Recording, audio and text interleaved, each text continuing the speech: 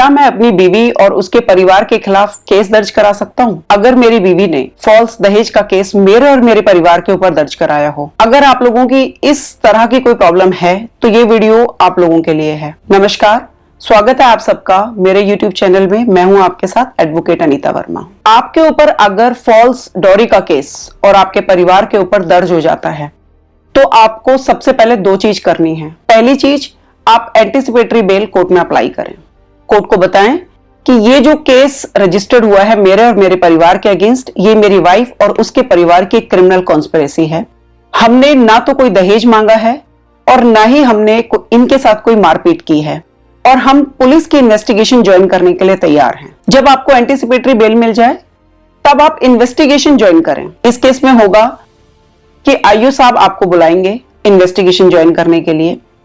जब आप थाने में जाते हैं और इन्वेस्टिगेशन ज्वाइन करते हैं तो आप अपने साथ सारे डॉक्यूमेंट्स लेके जाएं। अब डॉक्यूमेंट्स में आते हैं जैसे आपकी वाइफ ने कोई आपको मैसेज किया हो, उसके भाइयों ने कोई मैसेज किया हो, कोई आपको व्हाट्सएप किया हो और उस पे आपको ये धमकी दी हो कि आप इस तरह से ये काम कीजिए, अदरवाइज मैं आपके और आपके परिवार के ऊपर फॉल्स केस दर्ज करा दूंगी, आपको और आपके परिवार को जेल भेज दूंगी।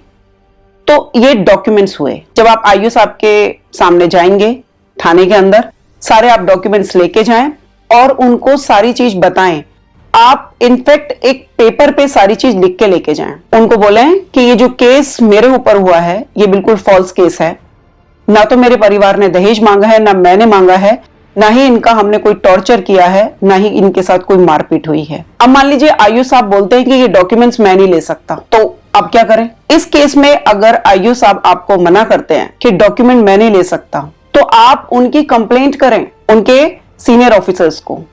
आप कमिश्नर को उनकी कंप्लेंट कर सकते हैं कि हमको इन्वेस्टिगेशन ज्वाइन करने के लिए बुलाया और हम जो डॉक्यूमेंट्स दे रहे हैं आईओ साहब को, आईओ साहब वो डॉक्यूमेंट्स हमसे नहीं ले रहे हैं, ये बायस चल रहे हैं। अगर मान लीजिए आईओ साहब आपको ये लगता है कि एक तरफा चल रहे हैं, एक तरफा बात सुन रहे हैं या आपसे पैसे की डिमांड कर रहे हैं, कई बार ऐसा होता है कि पैसे की डिमांड हो गई, तो भी आप ऐसे पुलिस ऑफिसर की कंप्लेंट कर सकते हैं उनके सीनियर ऑफिसर से। अगर सीनियर ऑफिसर के यहां पे सुनवाई ना हो तो आप कोर्ट में उनकी डायरेक्ट कंप्लेंट कर सकते हैं। ये तो हो गई वो बातें। अब क्या केस आप बीवी और बीवी के परिवार के खिलाफ कर सकते हैं सो दैट इस तरह की फॉल्स कंप्लेंट और क्राइम रुके? नंबर 1, आप क्रिमिनल कॉन्स्पिरेसी का केस दर्ज कराइए बीवी और उसके भाइयों पे, उसके परिवार में जो भी है, जिस पे भी आपको शक है कि ये लोग इस कॉन्स्पिरेसी में शामिल हो सकते हैं, इन लोगों की वजह से मेरे और मेरे परिवार के ऊपर फॉल्स केस दर्ज हुआ है। सेकंड, आप डैमेज का केस फाइल कीजिए, उसमें 1-2 करोड़ का डैमेज मांगिए, क्योंकि ये बात आपकी रेपुटेशन की है। आपकी रेपुटेशन खराब हुई है सोसाइटी में, सारी जगह पे ये हो गया कि आपने दहेज मांगा है या आपने लड़की के साथ मारपीट की है, तो आप डैमेज का कंप्लेंट केस इमीडिएट कोर्ट पे फाइल करें। तीसरा केस आप 420 का और 506 का भी करें कि लगातार इनकी तरफ से और इनके भाइयों की तरफ से हमें कंप्लेंट आती रही कि आप हमारे अकॉर्डिंग चलिए या आप ऐसा कीजिए, नहीं तो हम आप लोगों के ऊपर फॉल्स केस करेंगे और आपको जेल भेज देंगे। एफआईआर होते ही